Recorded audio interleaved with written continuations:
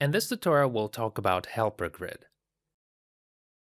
To make it appear, click Match Camera. Using Camera tool, adjust the view. Like this. You can turn on and off these sides. So I'll leave only the bottom side, just like in other kinds of 3D software.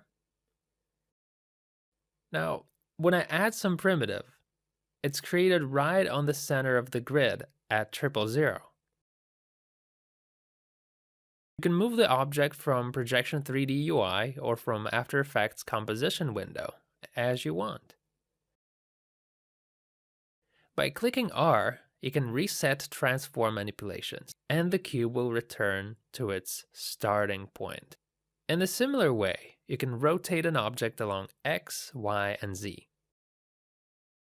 And you can also scale them. Okay, let's go back to our helper grid.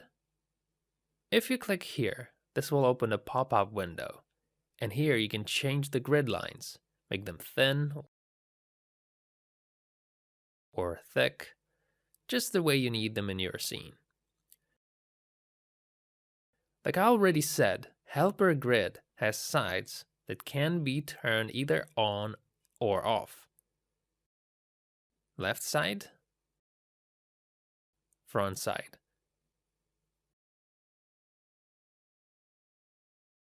And if we enable all sides, then Helper Grid shall form a cube.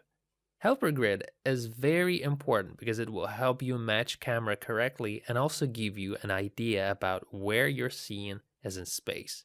Also, if you match camera properly, you can create surfaces using position of Helper Grid sides. For example, let's look at this scene. So this is a simple scene of a road in the forest going into the distance.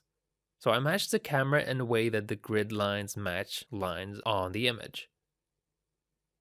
Now, if I click OK next to create solids using Helper Grid properties, we will get the surfaces of all these parts that repeat exactly the position of each side of the grid.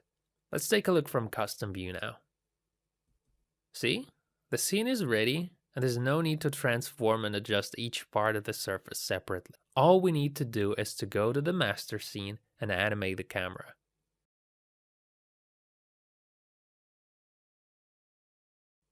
And also pre-render to see the result.